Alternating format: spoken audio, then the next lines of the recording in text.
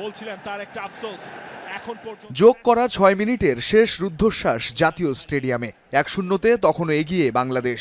শেষ গল্পে উল্লাসে মাতার অপেক্ষায় লাল সবুজের ২৪,০০০ দর্শক। অবশেষে বাজল শেষের বাঁশি। ২০০৩-এর সাফ সেমিফাইনালের ২২ বছর পর হামজা মুরসালিনরা লিখলেন ভারত বধের মহাকাব্য। ফুটবল ম্যাচ মানেই তার উপস্থিতি।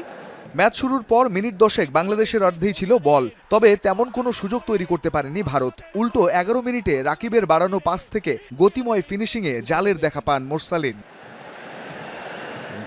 ৩১ মিনিটে গোলকিপার মিতুল মারমার ভুলে গোল প্রায় খেয়েই বসেছিল বাংলাদেশ। তবে এবারও ত্রাতা হয়ে গোলরক্ষকের ভূমিকাটা পালন করেন হামজা চৌধুরী। ভারতীয় খেলোয়াড়ের ক্রস হেড করে ক্লিয়ার করেন হামজা।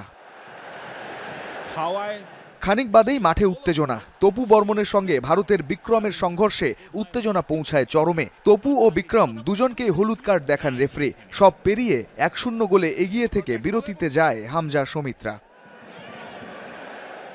দ্বিতীয়ার্ধের শুরুতেই দুইবার গোল শোধের খুব কাছে গিয়েও ব্যর্থ হয় ভারত। মোরসালিন ও জায়ানের বদলি হয়ে নামেন ইমন ও তাজউদ্দিন। গোল শোধে মরিয়া হয়ে একের পর এক আক্রমণ শানালেও শেষ রক্ষা হয় স্বাগতিকদের। ৭৮ মিনিটে তপু বর্মনের পেনাল্টি বক্সের বাইরে থেকে নেওয়া দুর্বল শট ফিরিয়ে দেন ভারতের গোলরক্ষক। ৮৩ মিনিটে বল ক্লিয়ার করতে গিয়ে ভারতের এক ডিফেন্ডারের হাতে পেছনের দিকে লেগেছিল বল। বাংলাদেশের খেলোয়াড়দের পেনাল্টির সেই দাবিতে কান দেননি রেফারি। তাতে কি ফুটবল বিধাতা এবার অন্তত আর হতাশ করেনি লাল সবুজের দেশকে। রঞ্জন শান্ত, যমুনা স্পোর্টস।